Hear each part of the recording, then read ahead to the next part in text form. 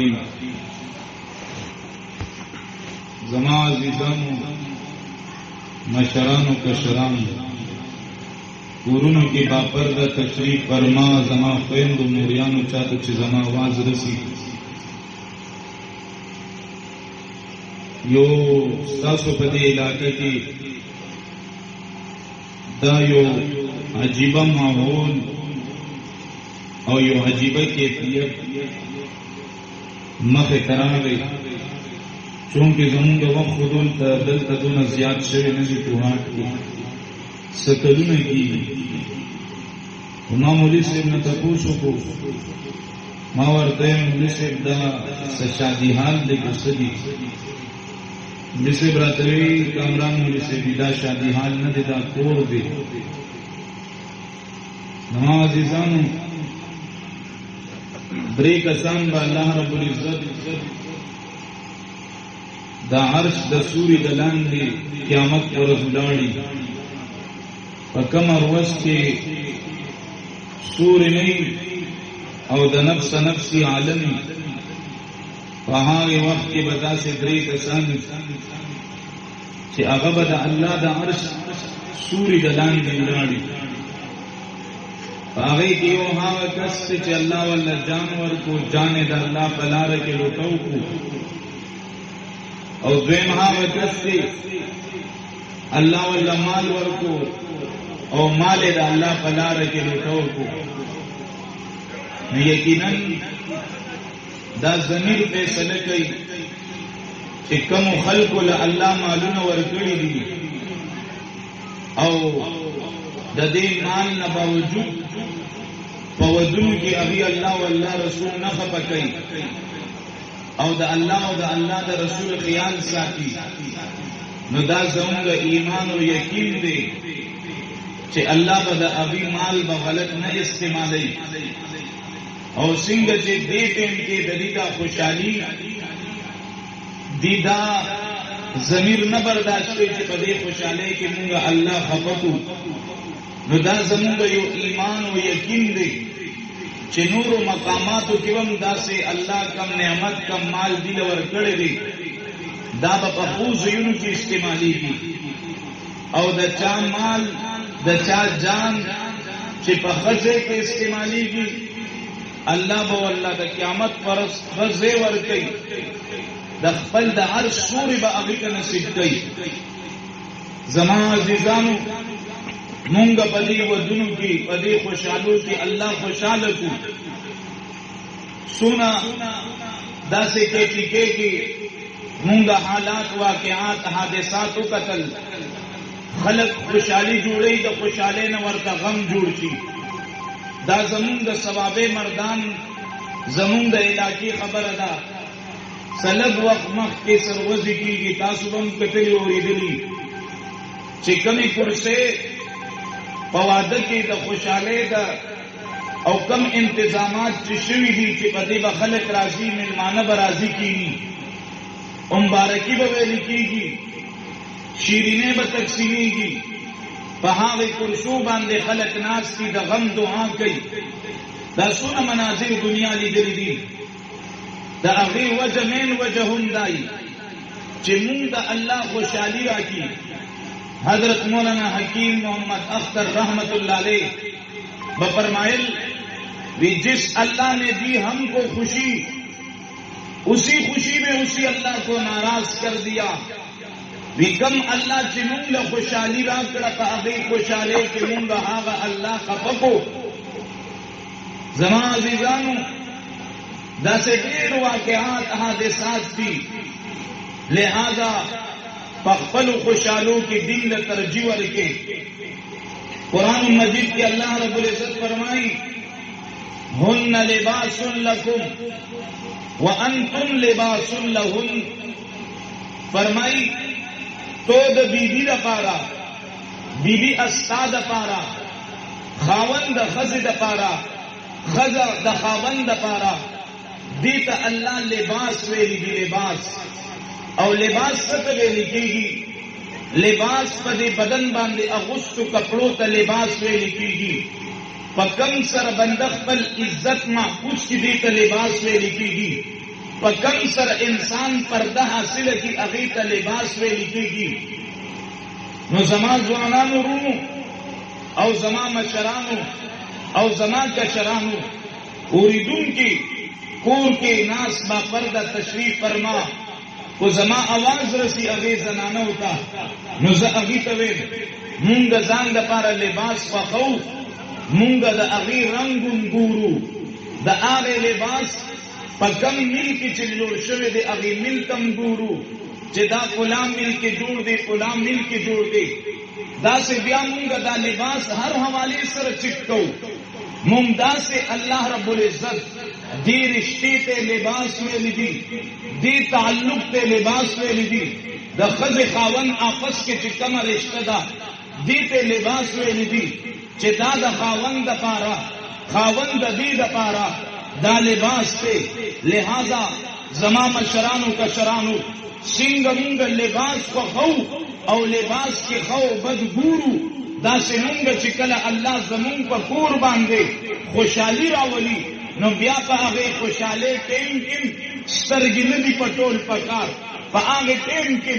الله نه دي خفه کول پکار، په هغې ټیم کې د دواړو جهانو سردار حضرت محمد رسول الله صلی الله علیه وسلم زړه نه دي ازارول پکار، بلکې په هغې ټیم کې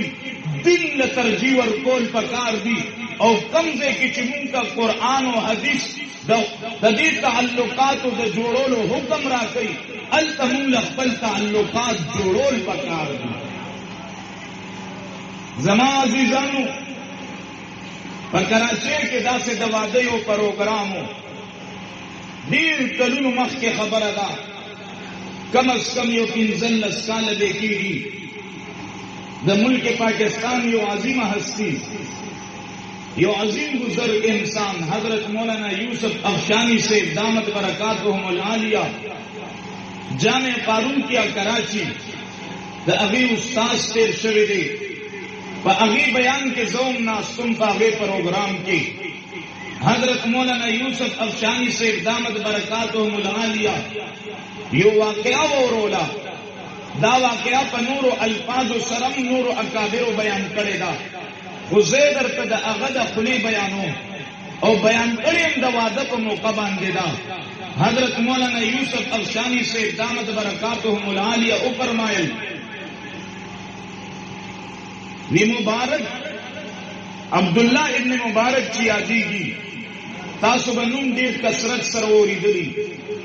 دا عبداللہ پلار مبارک وی دیو پیرا روانو د یو اوبو په غاړه باندې د یو سیند په کناره باندې روانو او د وکتل چې مڼه را روانه ده سیو را روان دی وی د غلطۍ سره مڼه اوچته کړه او ویې خوړله. د خوړلو نه بعد ورته بیا خیال راغی چې یاره دا مڼه خو د چا وه بغیر تپوسه ما اوچته کړه. نو دا مڼه چې د کم طرف نه را روانه وه په اوبو کې دی هغې مڼې پسې روان شو او ویې کتو چې د مڼو یو باغ راغی. څوک ورته مڼه وی، څوک ورته سیب وی، څوک به ورته نور څه وی، مڼه سیب دی وی چې مبارک رحمت الله علیه روان شو هغې اوبو پسې په الټه سمت په کم طرف چې دا را روانې وي مخې ته وکتل چې د مڼو د سیبانو یو باغ راغی. په هغې باغ کې د هغې باغ مالک رکوالا د هغې باغ مالکو هغه سره ملو شو ورته وی ما استا د دې باغ یو مڼه چې په اوبو کې را روانه وه یو سیو چې په اوبو کې را روانو ما غلطۍ سره وخوړو ما زرت غواړم په دې باندې بخښنه غواړم چې تو ما ته معافي وکړي. ولې وجه دا ده چې دې نه بعد یو ډېر غټ جهان راتلو والا دی، یو ډېر غټ حساب او کتاب کېدو والا دی. زه غواړم چې تو ما دلته معاف کړې. هغه ورته وویې نه زه دې نه معاف کوم. نو ورته وي په کوم شرط باندې معاف کړې؟ وی په یو شرط باندې معاف کوم چې تو زما لور سره واده وکړي. په کوم شرط باندې معاف کوم چې تو زما لور سره واده وکړي. د سوچ او विचार نه بعد دا فیصله منظور کړه چې یاره د لور سره واده وکړه کم از کم د هغه غټ حساب نه د الله په دربار کې د شرم نه به بچ شي کنه. نو د چې کله دا خبره منظور کړه شرط منظور کو نو هغه ورته وی چې وورا زما لور ګورې داسې ده هغه کتی نشي، زما لور داسې ده هغه په خو باندې اپاهج ده، زما لور داسې ده په غوږونو باندې اوریدي نشي، په سترګو باندې کتی نشي، زما داسې لور ده هغې سره به تو واده کې. دې په سوچ او وچار کې لاړو خو ده وی چې خیر دې سره به واده وکړم، زندګي به په تکلیف کې تېره کړم، په مشقت او پریشانو کې به تېره کړم، خو د هغې غټ مشقت او پریشانو نه به خو بچم کړ، د هغې غټ تکلیف نه به زه بچ شم. واده وشو، شپه تېره شوه، سارې چې تپوس وکړی شو چې څه حال احوال، د وی ما ته خو دا ویلي شوي وو چې هغه اپاهج معذوره ده، ما ته دا ویلي شوي وو چې په سترګو باندې کتی نشي، په غوږونو باندې اوریدي نشي، هغه هم معذوره ده. ما خو څه وکتل طبیب عکس، سترګې هم صحیح سالمې، غوږونه هم صحیح سالم، خپې هم صحیح سالم، لاسونه هم صحیح سالم. دا ولې تا ما ته ویلي ته دې پلار ته وایي چې دا په سترګو باندې کتی نشي. پلار ورته ووایي زما لور هغه لور ده چې د قرآن حافظه ده، زما لور عبادت گزاره ده، زما لور د مونځ خیال کې ښودو واله ده، زما لور په دې سترګو باندې ته اوسه پورې غیر محرم ته کتلې نه دي، زما لور ته اوسه پورې ته داسې غیبت چې په کم مجلس کې کېږي په هغې کې ناسته نه ده کړې، د ګناهونو نه ځان بچ کړی دی. لہذا ما ته د خپلې نیکې صالحې لور دپاره، ته داسې مونځګزارې لور دپاره، داسې پرهیزګارې لور دپاره ما ته یو داسې نیک انسان پکارو، کم انسان چې د الله نه یریږي، کم انسان چې د حلال او حرام او تمیز ساتي. لہذا چې کله تا زمانه په یو سیو باندې په یو مړۍ باندې دونه معافي طلاقي وغوښته، نو ما فیصله وکړه چې زه د خپل لور دپاره کم نیک کس نیک انسان ګورم نو هغه هم دا یو دی، او ځکه ما تاله خپل لور په نکاح کې درکړه. دین له به ترجیح ورکوو عزیزان، دین له به ترجیح ورکوو که نه به ودونو کې انشاءالله تعالی. لہذا او دا مونږ ته قرآن ویلی دي، مونږ ته حدیث ویلی دي چې مونږ باندې کله دا معامله راشي نو مونږ بیا ترجیح سره ورکو،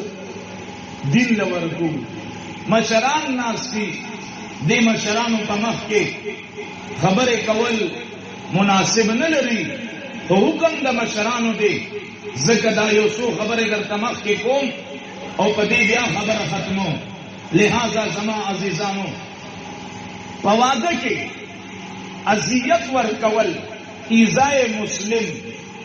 دا حرام ده او که نه ده، بل مسلمان له تکلیف ورکول دا حرام دی او که نه دی. المسلم من سلم المسلمون من لسانه و یده. پیغمبر سوال لسو کال مخکې فرمایلی دي چې مسلمان هغه مسلمان دی چې هغه د ژبې او د لاس د ایذا او د تکلیف نه بل مسلمان محفوظه پاتې شي. زما عزیزانو نن په ودونو کې فایرنګونه کېږي، آیا کو استا په دې فایر سره یو مسلمان ته تکلیف ورسي نو آیا دا بل مسلمان له تکلیف ورکول دی او که نه؟ نن په ودونو کې دمخانې چالوي، اوازونه د لرې لرو پورې ځي، کو استا په پړوس کې یو مریض پروتي او هغه ته تکلیف رسي د دې اواز نه، نو آیا دا تکلیف دی او که نه؟ زمونږ اکابر خو مونږ ته دا درس راکوي چې ګوره تراویح په لوسپیکر کې مه کوئ. مونږ وجه تپوس کوو د الله نوم اخیستلی کېږي په لوسپیکر کې، تراویح حافظ قرآن ادریږي او تراویح په لوسپیکر کې کوي. مونږ سوچ او بچار کې لړ شو چې ولې څه وجه ده چې زمونږ دا مشران، مفتیان، عالمان، پیران، ولیان مونږ تراو نمن کې چې په سپیکر کې مکوي نو مونږ ته جواب ملاويږي چې او دا یو عبادت خودي دا د الله کلام خودي ته په سپیکر کې او د ثواب کار دی خو کو استاد دې ثواب نه بل ته عذاب ملاويږي بل ته تکلیف ملاويږي بل یو کس داسې دی چې په کور کې بیمار پروت دی هغه ته تکلیف محسوسيږي نو بیا مونږ ته خپل مشران وایي چې تعالی داسې ثواب نه دی کټل پکار او تاسو شریعت ته دې خبره اجازت نه درکړي چې تو په سپیکر کې تراویح وکړي لہذا تو بغیر سپیکر تراویح شریعت دون خیال ساتلې دې زما عزیزان لہذا مونږ په خپل ودونو کې الله خوشاله کو نن څونه ځوانان دي استاسو په دې مجلس کې بناسي څونه ځوانان دي ودونه لکېږي زما څونه خويندې دي په کورونو کې نن ناستې دي دا کو هاټو ګوره وخته د سر سپینېږي وجه صدا رسم وجه صدا رواج وجه صدا دنیا دکلاوا د دې وجنا زمونږ د آپس رښتې نه کېږي د دې د وجنا زما د لور زما د بچی ځواني په کور کې ختمېږي وورا مشر وورا په غور سره وورا پیغمبر فرمایلی دي شریعت کتابونه لیکي چې استاد ځوان لور استاد ځوان بچي تو اغل وعده نه کې د رسم د وجنا د رواج د وجنا چې کاکا او ماما بخکی خپکیږي د بریانو د دیګونو ما سره پیسې نشته د ډمخانو د رواجونو ما سره پیسې نشته د علاقو د خوشالولو ما سره پیسې نشته زکه تو د ابي وعده نه کې یاد ساته